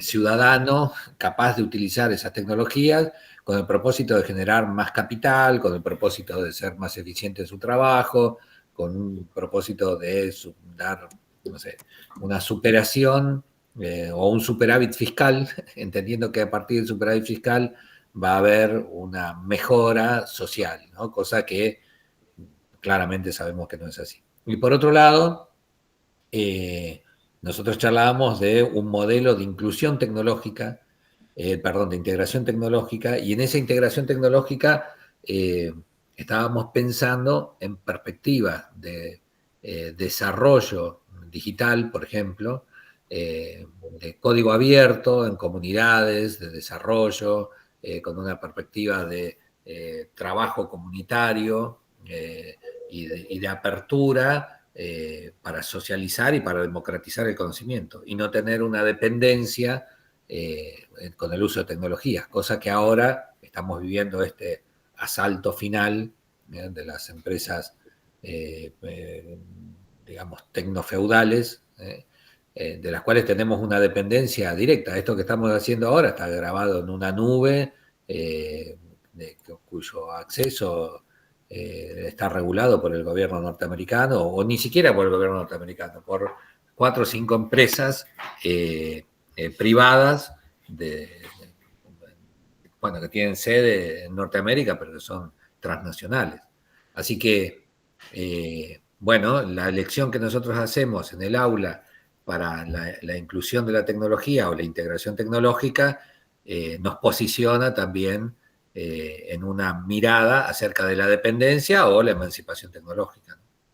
Así que ese sería otro ejemplo, ¿no? De la antipolítica, en el sentido, me parece, que decía Cristian, ¿no? De que si uno se corre de la discusión política, no quiere discutir, no quiere hablar de política, esta pedagogía de la despolitización, entonces, y le deja lugar a estas empresas o a estos intereses, como lo quiera llamar, que no están visibles, digamos, o que son ocultados a propósito, ¿no? Bueno. Ahora pasamos a unas un poquito más esperanzadoras, por lo menos desde mi punto de vista, y más cercano al lugar donde yo me trato de parar. Después cada uno verá dónde se ubica o dónde se puede ubicar. Acá la tercera categoría eran acciones sobre la información, sobre el conocimiento y sobre las representaciones sociales, ¿no? Vuelvo a decir, nos enmarcamos dentro de una concepción de valoración o de aceptación de la institución política democrática, ¿no? La división de poderes, la votación, la elección de representantes, el ejecutivo, el legislativo, el judicial. Bueno, entonces, en ese marco, otro tipo de acciones que hacemos o que hacen los colegas tiene que ver con la participación en las redes sociales. Entonces, mi acción política es darle like a, no sé, a un comentario de alguien en Facebook, o retuitear, retransmitir memes o información. Bueno, esta vida en la comunicación de las redes sería la acción política. Yo lo digo con tono medio de sorna, porque soy un viejo, como decía, vuelvo a insistir, patriarcal, esencialista, bla, bla, bla, y digo, pero las redes, loco, no sé, ¿qué suma un like? Pero todos sabemos que en las últimas décadas, desde Obama para acá, diría, son las que más peso tuvieron en las decisiones políticas, en las elecciones de los países occidentales, por lo menos. Y en el nuestro también, ¿no? Tanto en, bueno, sin entrar en detalles. Así que es para prestar atención eso, ¿no? Que pasa en las redes sociales. Después, acciones artísticas. Es decir, uno o muchos colegas docentes intervenimos, yo también lo hago, lo hice y lo seguiré haciendo, a través de acciones artísticas que intentan, digamos, promover una forma de pensar, conocer en profundidad, influir de alguna manera en las representaciones sociales sobre la vida, el mundo, la justicia, los derechos, etcétera, y todo tipo de causas. Entonces, a través de la música, ¿no? ¿Cuántas, si uno piensa un poquito en el lenguaje musical, cuántos temas de música, cuántas canciones nos han acompañado y nos siguen acompañando y digamos, apuntalan nuestras decisiones o los procesos de vida, ¿no? El cine, el teatro, la danza, la fotografía, el diseño. Esto es como una lista, te digo a vos, Luis, de trabajo, ¿no? Donde estaría buenísimo buscar ejemplos de cada una de estos lenguajes artísticos que trabajen el vínculo educación y política, ¿no? Sería súper interesante, como una rama del trabajo nuestro, meternos por ahí. Después, actividades que tienen que ver con campañas de concientización, ¿no? Es muy habitual encontrar en las escuelas propuestas didácticas que tienen que ver con concientizar. O sea, esto que aprendimos sobre el cuidado del río, sobre la basura, sobre la energía, bueno, concienticemos, colaboremos en construir un mundo mejor a través de la concientización. Después, debates, propiciar debates dentro del ámbito escolar sobre estos temas que estamos hablando. Vuelvo a decir, de gestión. ¿Qué hacemos con la basura en Saladillo? No anda la planta de tratamiento de líquidos cloacales en Saladillo, que es verdad, no anda. ¿Cómo contaminamos el arroyo Saladillo y el canal 16?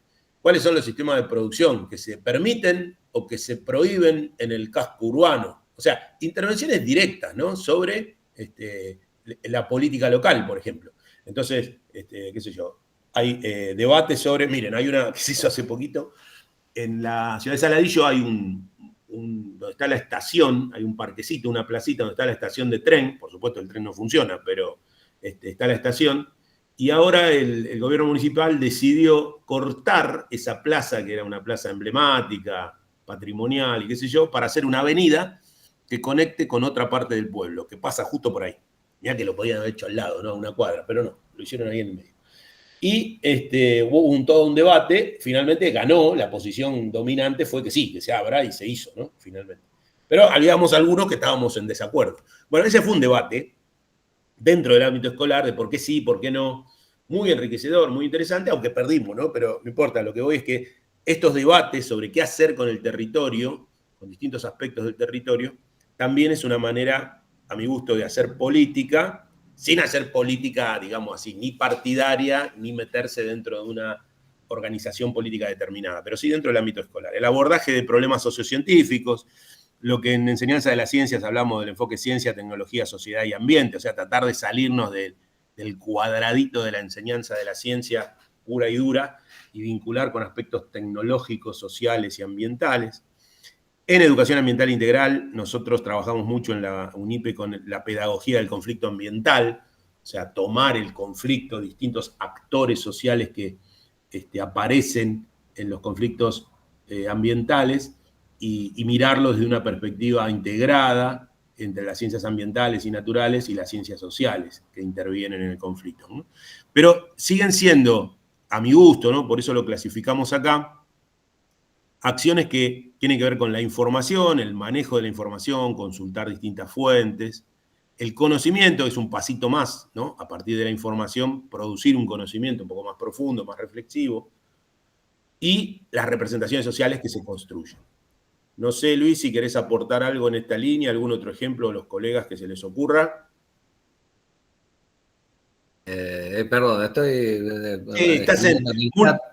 multitasking. No, sí, estoy escribiendo en el chat porque van haciendo las colegas, las compañeras, están escribiendo algunas cosas y me parecen muy interesantes. Una de ellas es en relación a las cuestiones artísticas, el hecho del financiamiento del gobierno nacional o la persecución o la descalificación de las manifestaciones artísticas. Entonces, charlaba ahí que las manifestaciones artísticas, o quería sintetizar que las manifestaciones artísticas en realidad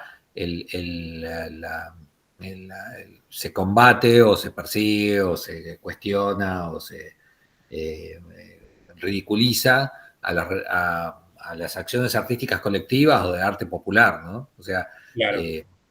mientras que otra forma, si uno se pusiera a pintar un cuadro de naturaleza muerta. Ahí va. En el ámbito de la élite, digamos. Claro, entonces eso lo podemos exponer en un... Muy bueno. ¿no? Entonces, hay algo ahí acerca de las acciones artísticas que nosotros estamos pensando. Son acciones que tienen que ver con lo colectivo, con reconstruir esa acción colectiva y esa solidaridad y esa participación ciudadana. Y creemos que ese es un punto de lucha, ¿no? Frente a estos embates de la derecha propiamente, ¿no?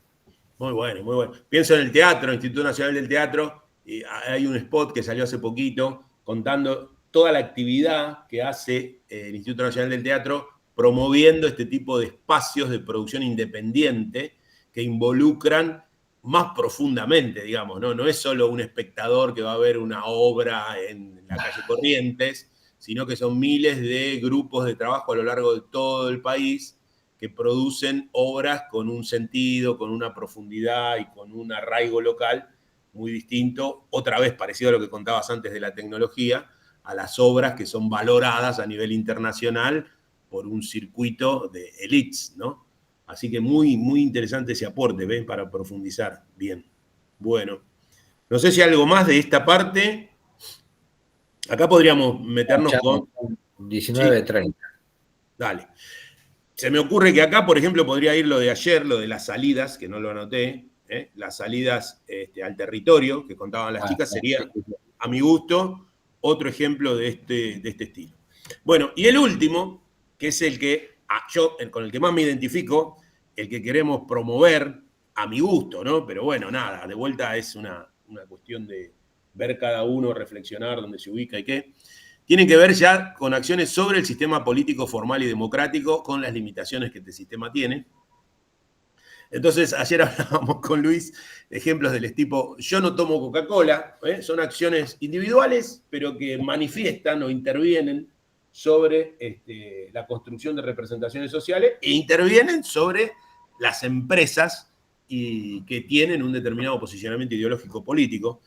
Hace poquito me enteré que la gente de Spotify colaboró con no sé cuántos millones de dólares apoyando a Israel contra el genocidio en Palestina.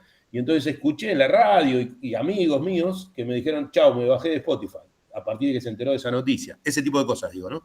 Yo no consumo alimentos industrializados, por ejemplo, tengo colegas que lo dicen. No veo Netflix, porque es una empresa multinacional y qué sé yo, y va en contra de la producción independiente. Chao, se borró de Netflix. Ese tipo de cosas, ¿ok? Segundo, elaborar... Sí. Yo no tomo coca de joven, pero ahora además le agregamos la cuestión del impacto ambiental de su política de gestión en la distribución de sus productos, ¿no? Entonces, hace poco hubo un estudio de trazabilidad de los envases que se encontraron en costas del Pacífico y, bueno, hay 3 empresas responsables del 54% de los envases plásticos que están flotando en el océano. Y una parte importante, más de la tercera parte de esa fracción, corresponde a la compañía de Coca-Cola. Entonces, nada, no, tampoco digo el boicot, que yo sería muy feliz si lo hiciéramos, pero tiene que ver con, bueno, nada, una denuncia de que ellos podrían modificar su forma de estructura, de ventas, y qué sé yo, aunque sea aunque tengan menos ganancias, porque nada, ganan igual. Bueno, Tal eso. cual. El nombre sería boicota esto, muy bien, no se me había ocurrido, pero es eso. Sí. Porque a lo que quiero decir, a diferencia de la categoría anterior, no es una reflexión sobre, por ejemplo, si vos me decís que el 54% de la basura de plástico que hay son 3 empresas y lo discutimos en clase, es una cosa. Pero otra cosa es no tomar más Coca-Cola. Hay un paso ahí a la acción, ese boicot que vos decís, que es lo que yo marco en la diferencia en esta categoría. Bueno, es ir un poquito más allá de la reflexión, digamos, vamos a hacer algo con esto. Aunque sea poco, sea mucho, no sé si sirve o no sirve, no sé, pero estoy haciendo algo, no tomo más coca. Bueno, otra es elaborar y presentar proyectos de ordenanza municipales. No es que describo que sería mejor que no se corte la placita al lado de la estación de Saladillo. No, escribimos un proyecto con los estudiantes, o yo como profe, y con otro grupo de colegas, y presento en la municipalidad un proyecto para que no se corte o se recupere la calle que se abrió en la placita. Cartas al Poder Ejecutivo. Muchas veces los estudiantes con sus docentes hacen cartas al intendente, al gobernador, pidiendo o denunciando alguna cuestión, ¿no? Vuelvo a decir, es más que solo hacer el estudio dentro del aula. Está saliendo del aula, hay cosas. Me acuerdo proyectos ambientales en el Riachuelo, acá en Ciudad de Buenos Aires, que lograron modificar ordenanzas a partir de los estudios que hacían estudiantes de la cuenca Matanza-Riachuelo. Juntada de firmas, ven que son acciones que van un poco más allá de lo que pasa dentro de la escuela. Y se presentan esas firmas para, no sé, promover una determinada ordenanza, denunciar determinadas prácticas.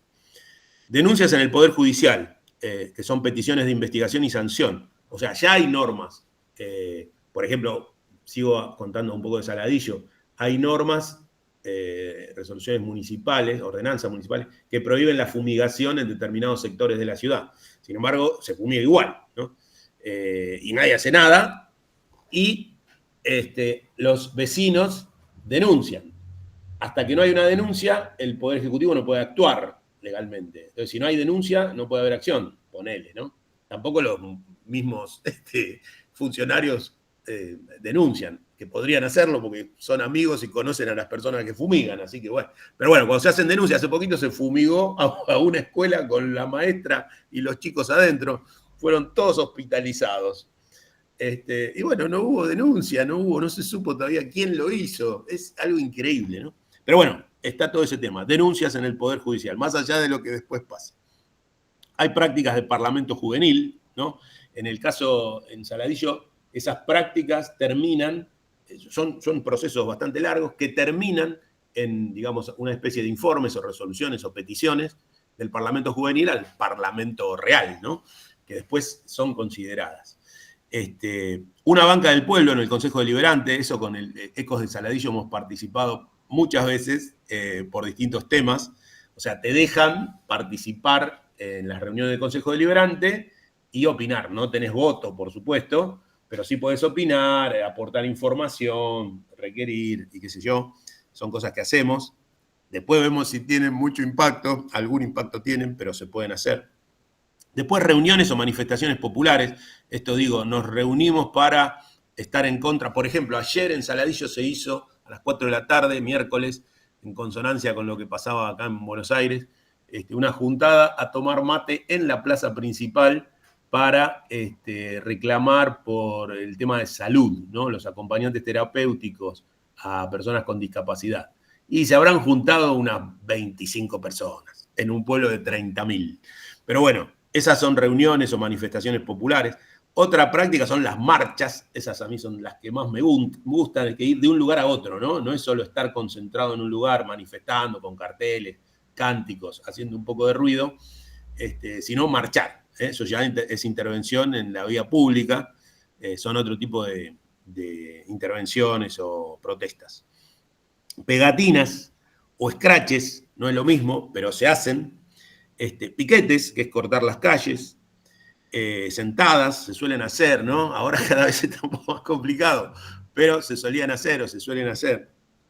Después, acción y participación en organizaciones intermedias, por ejemplo, ONGs, esto que yo les contaba en mi caso, cuento ejemplos que conozco, pero hay muchas personas que participan en agrupaciones ambientalistas en las distintas jurisdicciones, generalmente a nivel local, ¿no? Yo me refiero a esas de base territorial y comunitaria. Hay otras a nivel internacional, pero nos interesan estas más territoriales o más locales. Después está la acción y la participación gremial, o sea, en todos los campos y en el educativo también existen gremios que defienden los derechos de los trabajadores dentro de un sistema político, democrático, formal, que también están en cuestión, como todas las instituciones democráticas, ¿no? Pero bueno, yo soy personalmente de la idea de que si uno tiene un gremio, debe participar, aunque no esté afiliado, pero participar de las decisiones del gremio. Si el gremio decide que hay paro, bueno, hay paro y adhiero al paro, si no, ¿para qué hay un gremio? Y si no, hace otro gremio que diga otra cosa, pero mientras que haya un grupo de gente que se dedica a defender nuestros intereses, tendríamos que apoyar. Y si no, participar para que cambien su forma de funcionar, si no nos gustan, ¿no? Estoy hablando de mi posición personal, pero bueno.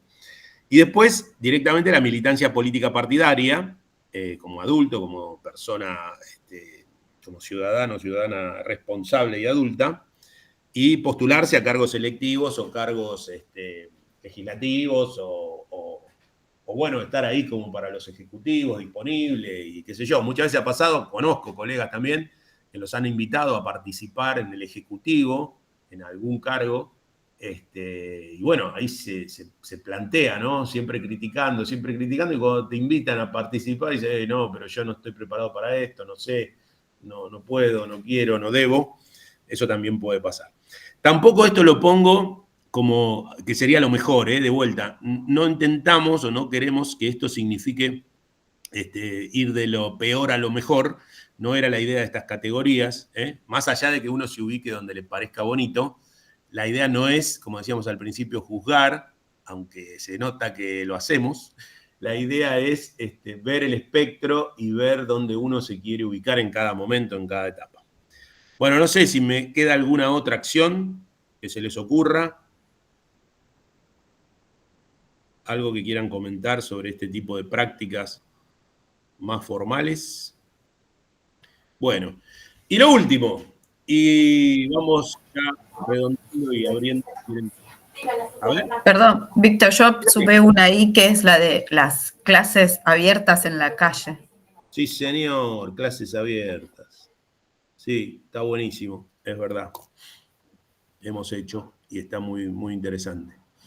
Bueno, si se les ocurren otras, anótennos.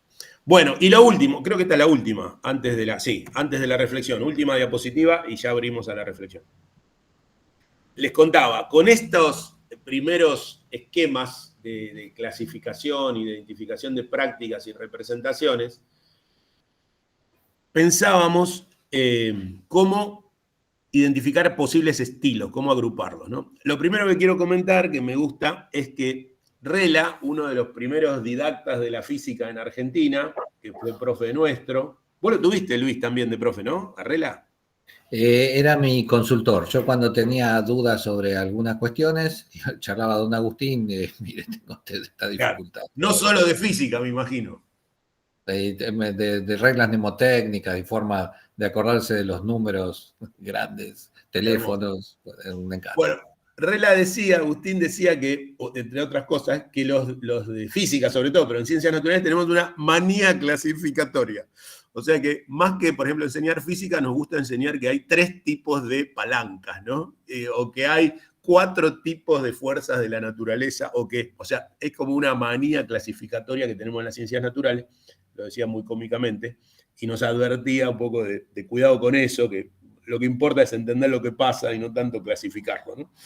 Y después hay otro autor, Arduano, un pedagogo francés que lo encontré hace poco, estudiando, profundizando esto de la triple implicación docente, que vengo trabajando hace unos años, y él habla de la implicación, dice que hay ciencias de la explicación, que son las ciencias naturales y exactas, estas que explican, clasifican, generalizan, pero hay otras ciencias, que son las ciencias humanas, que van a la implicación y a la interpretación más que a la generalización.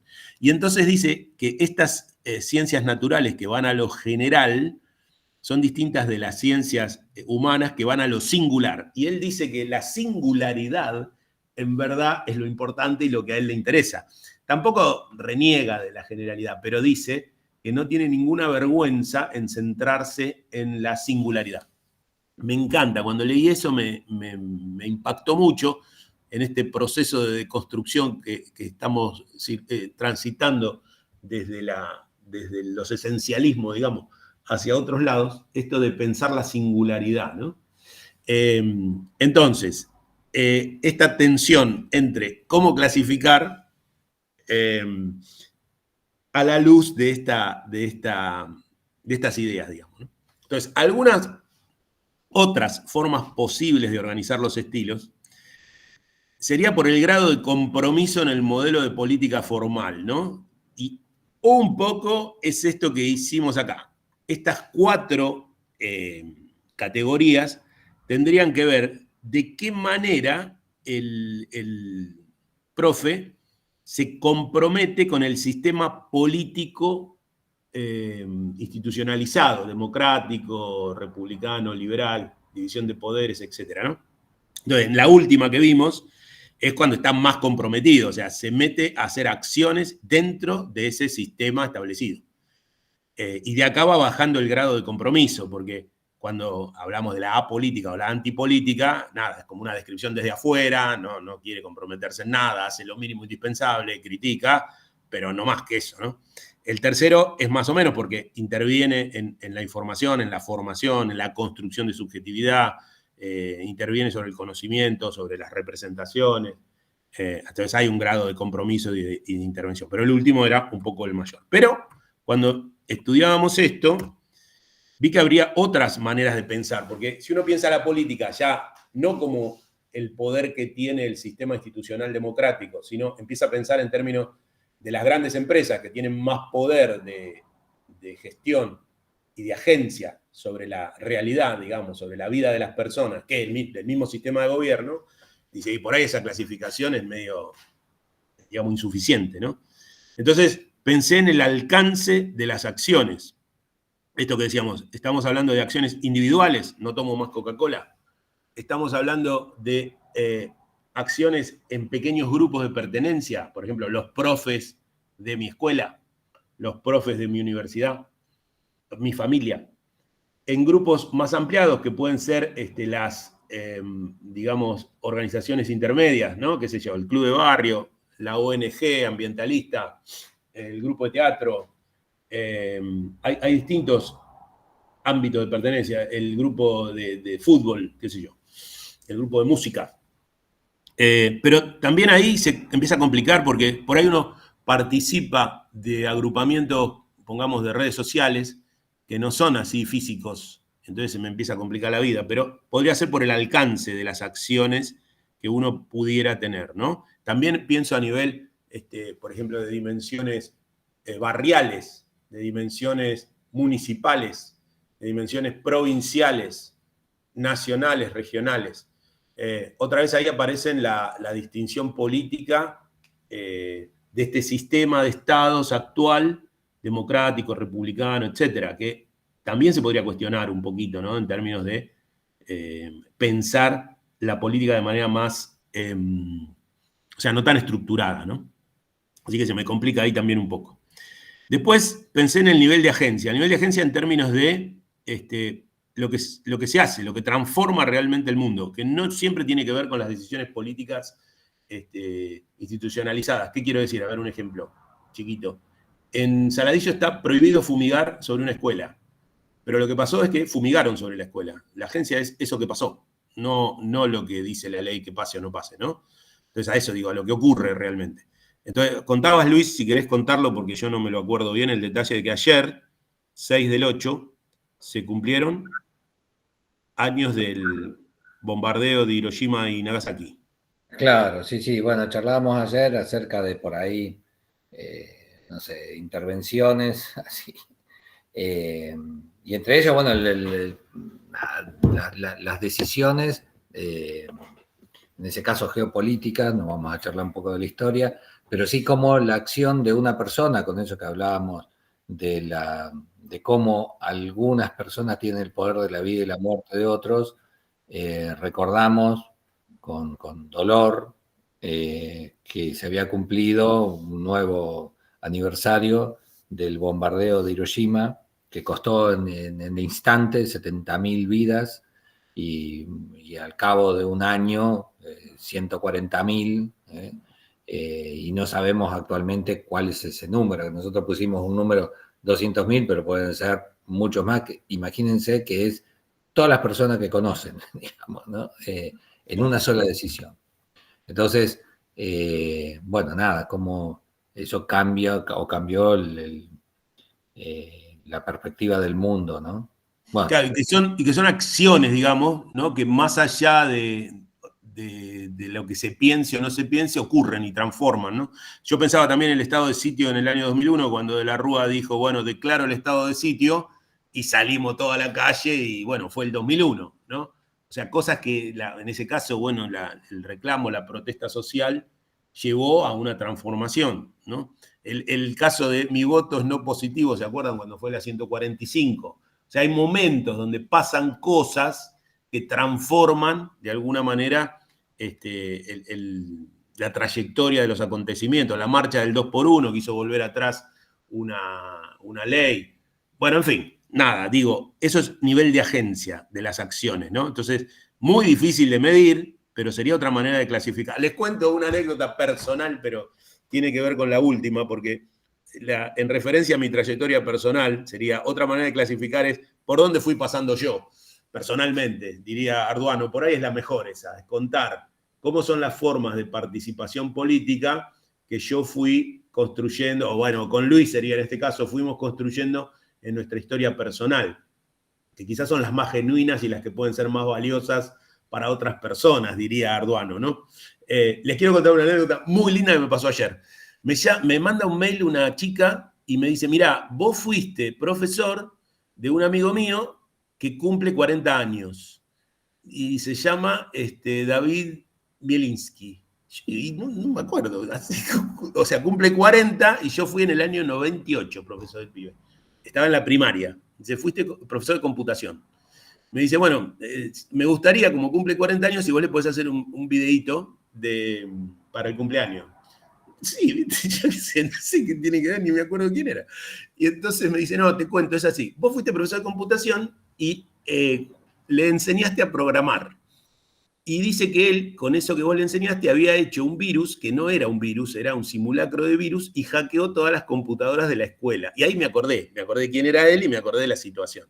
Yo les había enseñado a programar en BASIC y les había enseñado, en esa época, en el 98, había un sistema operativo que era el DOS, y vos tenías una manera de, con un archivo de texto, hacer un programa que eran comandos nada más de teclado, no eran una programación muy sofisticada. Pero les enseñé eso, y él con eso hizo un simulacro de virus que formateaba los discos, que no era verdad que lo formateaba, pero aparecía en pantalla que decía, esta computadora será formateada en 10, 9, 8, qué sé yo, y era mentira, solo aparecía eso en la pantalla, y había desactivado el teclado de manera que no lo podías apagar. Hizo eso en todas las computadoras de la escuela sin que yo supiera. Se armó un quilombo en la escuela, me acuerdo, me llamó la directora, ¿cómo se llamaba? Graciela González, estaba Mirta Torres como directora de la escuela, un despelote me armaron a mí, que cómo podía ser que yo hiciera eso, bla, bla, bla. En el fondo, cuando terminó, todos decíamos, bueno, está bien, está mal lo que hizo el pibe, pero la verdad que qué bueno que lo haya hecho, ¿no? Resulta que el pibe ahora, 40 años después, tiene una empresa que hace inteligencia artificial para jurisprudencia, o sea, para que la usen los abogados o los jueces. Y es bastante reconocido actualmente. Y entonces él dice que él cuenta por qué, siendo abogado, se dedicó a la informática y a la inteligencia artificial, y cuando cuenta esa historia, que es lo que le pasó, porque yo le enseñé computación más allá del logo, lo que estaba en esa época de moda era el logo. Y él decía que el logo no servía para nada, qué sé yo, los pibes me pedían que les enseñe a programar en serio, decían, ¿viste? Bueno, nada, cuento toda esa anécdota por varios motivos, ¿no? Es muy lindo ver alguien que 40 años después te recuerda como un hecho importante en su formación, ¿no? Y después como que tiene que ver con estos impactos o este nivel de impacto de las prácticas sobre las representaciones de las personas, que uno no lo puede medir, ¿no? Yo qué sé lo que impacta mi práctica docente sobre los estudiantes, ¿no? Pero bueno, uno podría, ayer lo hablábamos con Luis, ¿no? Uno da clases tratando de que en esas clases pasen cosas que después los estudiantes incorporen, ¿no? No los contenidos, sino la forma de abordar los temas, de relacionar y qué sé yo. Pero después uno ve si eso impacta o no impacta y es difícil de medir, ¿no? Sin embargo, entonces, sintetizando, habría una forma de clasificar las prácticas políticas de los docentes de acuerdo al grado de compromiso con el modelo de política a formar, al alcance de las acciones en términos de agrupamientos, al nivel de agencia y transformación concreta, al nivel de impacto de estas prácticas sobre las representaciones sociales, que me parece muy difícil de medir, pero podría ser si uno se hace el esfuerzo, y la otra, que es mucho más simple, es medio narrativamente, contándolo en términos de, bueno, cómo fue nuestra trayectoria personal en los distintos tipos de prácticas políticas. Bueno, con esto terminaríamos el discurso y abrimos los minutitos que quedan, poquitos, pero si quieren comentar,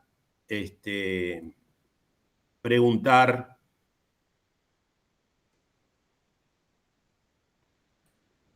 Abran el micrófono nomás y métanle.